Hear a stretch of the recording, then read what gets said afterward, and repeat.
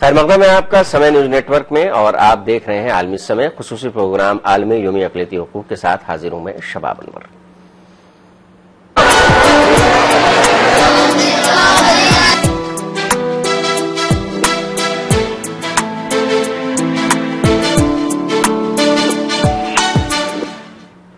یوم اقلیتی امور ہے۔ ہر سال 18 دسمبر کو اقلیتوں کے حقوق کے طور پر یہ دن منایا جاتا ہے۔ اتر پردیش میں بڑے جوش و خروش سے مائنورٹی ڈے منایا گیا۔ اس موقع پر U P minority commission Lucknow میں ایک بڑا پروگرام منعقد کیا گیا، جس میں کابینہ کے وزیر اعظم خان نے بھی شرکت کی۔ ان کے علاوہ اتر پردیش اقلیتی کمیشن کے چیئرمین حاجی شکیل احمد اور یو پی میں پرائمری تعلیم کے وزیر وسیم احمد اور اقلیتی کمیشن کے سیکریٹری محمد معروف نے بھی شرکت کی۔ یو پی کے سبھی اضلاع میں یوم اقلیتی بہبود کو بہتر طریقے سے منایا گیا، اور اس طرح سے اس پروگرام کا مقصد عوام میں بیداری پیدا کرنا تھا۔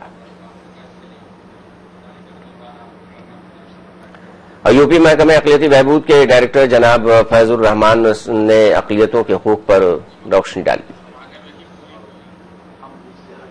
اقلیت صرف مسلمان کے لیے نہیں، صرف پارسی کے لیے نہیں، صرف عیسائی کے لیے نہیں، صرف سکھ کے لیے نہیں، اقلیت کا لفظ کسی بھی ملک میں جمہوریت کے اندر زندگی گزارنے والوں میں وہ قوم ہے، وہ مسلک اور مذہب ہے کہ جو تعداد میں کم ہے، انہیں اقلیت کہا جاتا ہے۔ ہندوستان میں اتفاق ایسا کہ یہ جو مذاہب ہم نے ابھی بتائے، سامی اور غیر ویدک، یہ جو ہیں یہ اقلیت میں شمار کیے جاتے ہیں۔ آج کا دن 18 دسمبر کا دن آج کا تاریخی دن ہے۔ آج کے اس دن کی یاد اس لیے کی جاتی ہے کہ اس کے ساتھ ایک لفظ ملا ہوا ہے، ادھیکار دیوس، اقلیتوں کا ادھیکار دیوس۔ تو میں آپ سے یہ عرض کرنا چاہتا ہوں، ابھی محترم ترجمان شفیع اعظمی صاحب دامت برکاتہم نے ابھی آپ سے یہ کہا کہ ذمہ داریاں بہت بڑی چیز ہوتی ہیں، اور ان کا یہ کہنا ہے کہ ذمہ داری ایک چیز ہے، اس کے بعد ادھیکار ہے۔ میں آپ سے اس کی طرف آپ کا ذہن متوجہ کرنا چاہتا ہوں کہ میرے محترم، میرے عزیز بھائی، ذمہ داریاں پہلے نمبر پہ آئیں گی اور اختیارات دوسرے نمبر پہ۔ ہم اگر اقلیت کے ہیں، یا اگر مسلم ہیں، اگر سکھ ہیں، اگر بودھ ہیں، اگر پارسی ہیں، تو ہمیں اپنے دائتوں کو سمجھنا ہوگا کہ ہماری ذمہ داریاں کیا، ہمیں کیا کیا کرنا ہوگا، اور اگر ہم دائتوں کا نروہن کریں گے، اپنی ذمہ داریوں کو سنبھالیں گے، تو نتیجہ یہ ہوگا کہ ہمیں ادھیکار ملے گا۔ افسوس اس کا ہے کہ آج ہم ادھیکار تو یاد رکھتے ہیں، لیکن اپنی ذمہ داریوں کو یاد نہیں رکھتے۔ ہماری ذمہ داری، ہمارا ادھیکار یہ ہے کہ ہم زندگی میں کھائیں پیئیں، اپنی ضرورتوں کو پورا کریں۔ ہمارا ادھیکار یہ ہے، ہمارا ادھیکار آپ جانتے ہیں کہ کھانا پینا، رہنا سہنا یہ انسان کا ادھیکار ہے، لیکن دائتو کیا ہے، ذمہ داری کیا ہے؟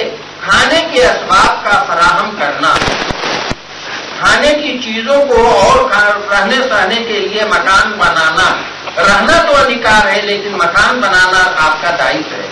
کھانا تو ادھیکار ہے، لیکن کھانے کے لیے آٹے دال چاول کا انتظام کرنا یہ آپ کا دائتو ہے۔ اگر اقلیتوں کے لیے کے حقوق صاف کر دیے گئے ہیں، مقرر کر دیے گئے ہیں، تو ہمارا دائتو یہ بنتا ہے کہ اس چیز سے واقفیت حاصل کریں، اس کی طرف بڑھیں کہ کیسے ہم اس ادھیکار کو پا سکتے ہیں اور کیسے ہم اس سے لابھانوت ہوں گے، کیسے اس سے فائدہ حاصل کریں گے۔ یہ آپ کا دائتو اور آپ کی ذمہ داری۔ افسوس اس کا ہے کہ ہم گھروں میں بیٹھے رہتے ہیں، بے فکر رہتے ہیں، اور یہ کہتے ہیں ہم کو سوچنا نہیں ملتی۔ سوچنا حاصل کرنے کی فکر کرنا یہ آپ کی ذمہ داری بھی ہے۔ میں بڑے ادب کے ساتھ آپ سے یہ درخواست کرنا چاہوں گا کہ جتنے ہماری یوجنائیں ہیں ان کو حاصل کریں، اور اس کے لیے کچھ آپ بھی پڑھیں، اور ہم تو اس کے لیے خدمت گزار ہیں ہی، اور اس خدمت کے لیے بیٹھے ہی ہیں کہ جو کچھ آپ ہم سے معلوم کریں ہم آپ تک پہنچائیں، اور بغیر معلوم کیے ہوئے بھی ہم اپنی چیزیں آپ تک پہنچائیں۔ اقلیتوں کے لیے دیکھیے، اکثریت اور اقلیت دونوں کو مساوی زندگی گزارنے کے لیے، سمانتا بنائے رکھنے کے لیے، دوسرے لفظوں میں کہیے کہ راشٹر کی مکھ دھارا سے جوڑنے کے لیے، بغیر کمی اور زیادتی، بغیر اونچ اور نیچ کا خیال کیے ہوئے سب کو یکساں زندگی گزارنا ہے۔ اس چیز کے پیش نظر اقلیتوں کے لیے طرح طرح کی پالیسیاں اور طرح طرح کی یوجنائیں لاگو کی گئی۔ اور تقریب کے مہمان خصوصی اعظم خان نے اقلیتوں کے حقوق سے سیاست کے رشتوں کو ظاہر کرتے ہوئے جملہ امور پر روشنی ڈالی۔ یقیناً آج کا دن ہم سب کے لیے بڑا ہی اہمیت کا دن ہے، لیکن یہ بھی سچ ہے کہ جن لوگوں نے اس دن کو اقلیتی فلاح و بہبود کے لیے متعین کیا ہے ان کی بڑی سازشیں بھی ہیں۔ وہ آپ کے مخلص نہیں ہیں، وہ آپ کے بہی خال نہیں ہیں، وہ آپ کا اچھا نہیں چاہتے ہیں، وہ چاہتے ہیں کہ آپ کا لہو ہو اور ان کا جام ہو۔ انہوں نے یہ دن محض ایک رسم ادائیگی کے لیے اسے طے کیا ہے۔ جو اصلیت ہے وہ کسی سے پوشیدہ نہیں ہے۔ میرے خیال سے سب سے مضبوط مشورہ ایس پی سنگھ صاحب کا جو میری موجودگی میں جو باتیں ہوئی ہیں وہ یہی تھا کہ اگر ہم اپنی مدد خود نہیں کریں گے تو کوئی ہماری مدد کرنے کے لیے نہیں آئے گا، اور یہ بڑا خلا ہے اس وقت کہ ہم مدد ہر طرح سے چاہتے ہیں، ہم اس میں ذرا سا بھی اپنا تعاون شامل نہیں کرنا چاہتے۔ بغیر محنت کے، بغیر کسی قربانی کے بہتر نتائج نکل آئیں، اس میں ہم سب کی کوشش بھی رہتی ہے اور ہماری خواہش بھی رہتی ہے۔ ہم سیاست والے لوگ جو آپ کو یہاں اسٹیج پر بیٹھے ہوئے نظر آ رہے ہیں، یہ میں خود اپنے بارے میں بھی کہوں،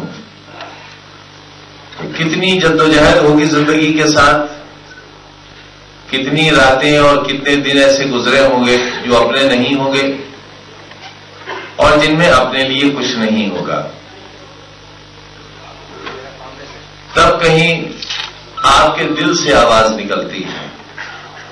جو آوازیں اس وقت میں نے سنی ہے، عاصم راجہ صاحب کا جو احساس، شکیل میاں کا جو احساس سنا، اس میں اگر اخلاص ہے اور ہم اگر ویسے ہی ہیں تب تو اللہ سے دعا کیجئے کہ ہماری زندگی کا سلسلہ اور ہماری خدمت کا سلسلہ جاری رہے، اور اگر ہمارے اخلاص میں دھوکہ ہے، فریب ہے، آپ کے ساتھ مکاری اور عیاری ہے، اور محض اپنی سیاسی نشستوں کو محفوظ رکھنا یا اپنے عہدوں کے لیے اس سب کارگزاری کو کرنا یا اس ترکیب کو کرنا شامل ہے، تو میرے خیال سے یہ بہت اچھی بات نہیں ہے۔ نہ دنیا والے اسے پسند کریں گے اور نہ ہی ہمارا مالک اسے پسند کرے گا۔ میں نے ہمیشہ یہ کوشش کی ہے کہ میری تمام زندگی کے ہر عمل میں میرے اخلاص کو دخل رہے، اور شاید یہی وجہ ہے کہ بہت بڑے بڑے امتحان آتے ہیں لیکن مالک نہ جانے کہاں سے راستہ نکال دیتا ہے، میں اس میں سے بچ کے نکل جاتا ہوں۔ ہم بہت بڑی آبادی ہیں، ہم ہندوستان کی آبادی کا دوسرا حصہ ہے، اس کے بعد بھی اگر دوسری بڑی آبادی کا دل دکھا رہے گا، اس کی ترقی کے راستے میں کانٹے بچھائے جائیں گے، انہیں آگے نہیں بڑھنے دیا جائے گا، منصوبے کے طور پر انہیں جاہل رکھنے کی کوشش کی جائے گی، انہیں ننگا اور بھوکا رکھا جائے گا، تو یہ ملک کی بدنصیبی ہے، مسلمانوں کی بدنصیبی ہے۔ اگر کوئی اقلیت، چاہے وہ سکھ ہو، عیسائی ہو، اگر ان کی عبادت گاہوں کے ساتھ کسی طرح کی بے حرمتی ہوگی، ان کی کتابوں کو جلایا جائے گا، ان کے مذہبی پیشواؤں کو بے عزت کیا جائے گا، تو اس سے دنیا میں ہمارا سر اونچا نہیں ہوگا۔ ابھی میں نے اپنے رامپور ضلع کے ذمہ دار ہندو صاحبان کو بلایا تھا اور میں نے ان سے یہ پوچھا کہ میں جاننا چاہتا ہوں میرے نبی نے کیا خطا کی ہے کیا ناراضگی ہے میرے نبی سے؟ کیا برا کیا ہے آپ کا؟ کسی کے پاس کوئی جواب نہیں تھا۔ ہمارے نبی پر انگلی اٹھانے والے لوگ یہ بھول جاتے ہیں کہ ان کی بھی مذہبی پیشوا ہے، لیکن کیونکہ میرا مذہب اس بات کے لیے مجھے پابند کرتا ہے کہ میں دوسرے پیشواؤں کے اوپر کوئی ٹپڑی نہ کروں، ان کی شان میں پابند نہ کروں، لہٰذا کوئی یہ نہ سمجھے کہ ہم ان کے ڈر سے باز ہیں، یہ نہ سمجھا جائے کہ توہین کے الفاظ دوسروں کے پاس نہیں ہے، مگر ان کے پاس تہذیب کی زبان ہے، ان کے پاس اپنے اللہ کا پیغام ہے، نبی کی ہدایت ہے، لہذا ہمیں کچھ بھی کہہ لو، ہم شاید تمہاری نالائق باتوں کا جواب نہیں دے پائیں گے۔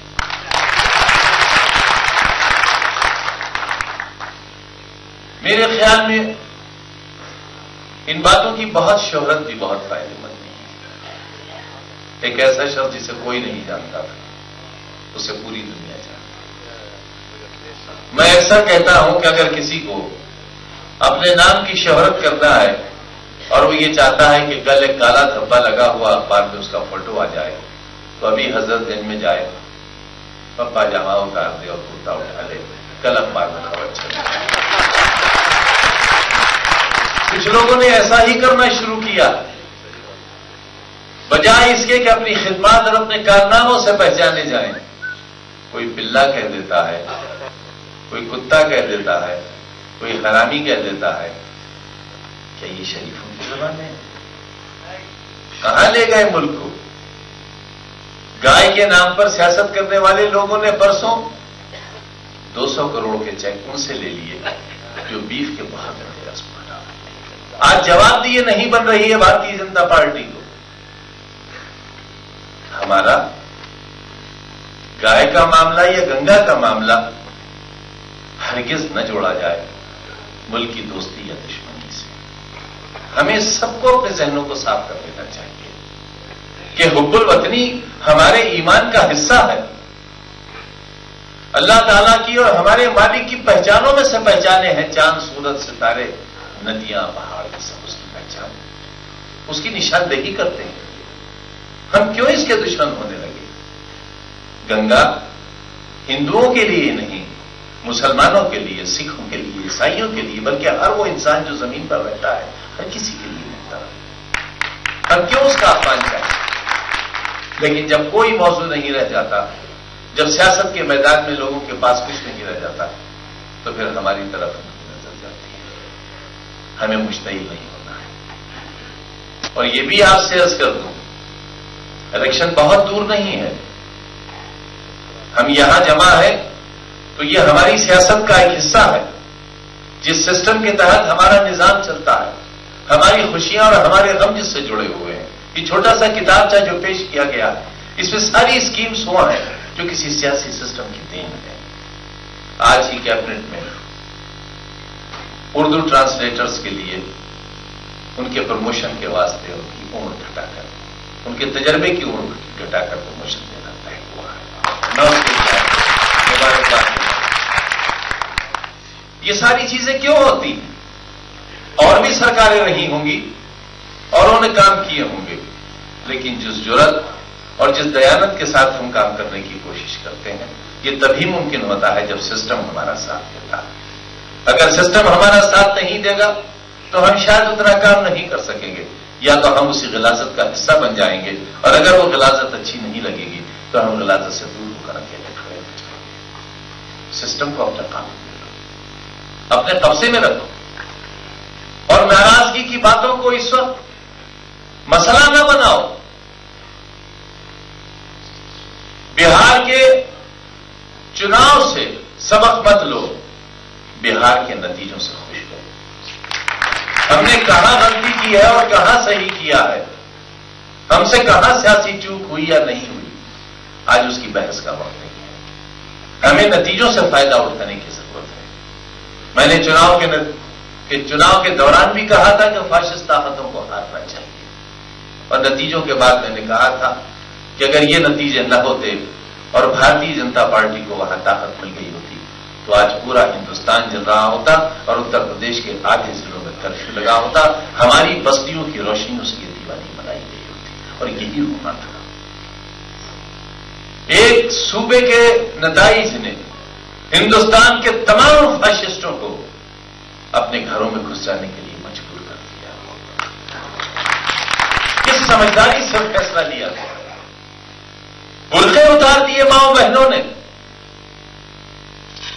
کہا کہ آج کا دن پردے کا دن نہیں ہے, آج کا دن امتحان کا دن, ہماری شناخت ہو اور ہم فیصلہ لے سکیں. یہ طے کیا کہ ہم صبح لائن میں نہیں لگیں گے, ہم 4 بجے کے قریب جائیں گے تاکہ فاشسٹ طاقتیں واٹس ایپ اور SMS کے ذریعے اطلاع نہ دے سکیں کہ مسلمانوں کا سیلاب ہو رہا ہے. حکمت عملی کوئی چیز ہے, اور یہی حکمت عملی جب ہم نے اختیار کی تھی تو ہم بدر کے فاتح تھے, اور جب اسی حکمت عملی کو چھوڑا ہم نے تو ہم جنگیں پہنچ گئے.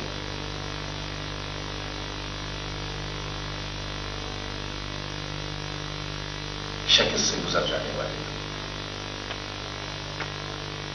میں یہاں کھل کر نہیں کہہ سکتا, آپ بہت ذمہ دار لوگ بیٹھے, آپ کے گھر کا بڑا پتہ نہیں کس مجبوری کا شکار ہے, پتہ نہیں اس کی کیا مجبوری ہے اور کون سی مصلحت اور حکمت ہے, وہ بچ کر بچانا چاہتا ہے. ہو سکتا ہے وہ بات جو ہماری مرضی کی نہ ہو اس نے کہی, ہم نے اس پر بھی بات کی ہے, ہم آگے بھی اس پر بات کریں گے, ہم اس کا ایسا حل پیش کرنے کی کوشش کریں گے کہ آپ کے ساتھ فروغ کا کام کریں گے. لیکن اس کی سزا میں کوئی ایسا فیصلہ مت لے لینا جس سے طاقت ان طاقتوں کو مل جائے جو سیدھے آپ کی اور آپ کے نظریے اور آپ کے وجود کے دشمن ہے. جہاں سوشل میڈیا کے بہت نقصانات ہیں, وہاں کچھ فائدے بھی ہیں. آج کل سوشل میڈیا پر ایک ٹیپ چل رہا ہے جس سے محترمہ مایاوتی صاحبہ کا وہ بیان چل رہا ہے کہ ہم نے کہا تھا اپنے لوگوں سے کہ مسلمانوں کے فاشزم کو روکنے کے لیے, مسلمانوں کے دماغ ٹھیک کرنے کے لیے بھارتیہ جنتا پارٹی کو. یوپی حکومت میں پرائمری تعلیم کے ریاستی وزیر وسیم احمد نے بھی اس موقع پر اپنا تاثر پیش کیا. ان 3 سالوں میں 3.5 سالوں میں جو وعدے ہم نے کیے تھے ان میں سے زیادہ سے وعدے پورے کیے ہیں, چاہے اردو معلم کے معاملے رہے ہوں, چاہے جو ٹیچرز پہلے اپائنٹمنٹس ہو چکے تھے ان کے بارے میں نہ کوئی نیم تھا نہ کوئی قانون بنا تھا, وہ ریٹائر ہونے کے بعد انہیں پینشن ملے گی نہیں ملے گی, ان کی جگہ پر جب یہ ریٹائر ہوں گے تو کس کا اپائنٹمنٹ ہوگا, یہ سب ساری چیزیں نہیں ہوئی تھیں اس زمانے میں.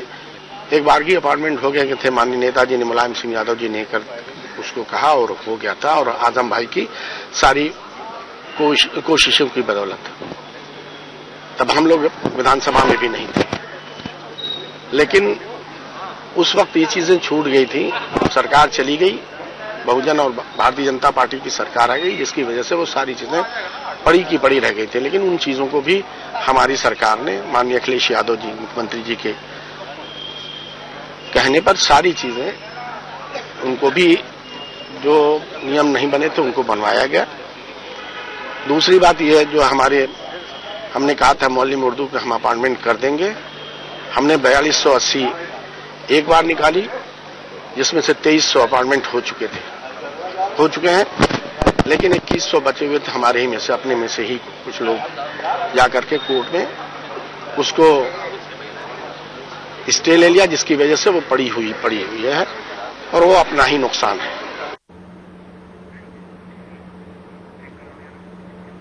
تو اس خصوصی پروگرام میں فی الحال اتنا ہی, ہمیں دیجیے اجازت, لیکن آپ دیکھتے رہیے 24 گھنٹے کا اردو نیوز چینل عالمی سمیع.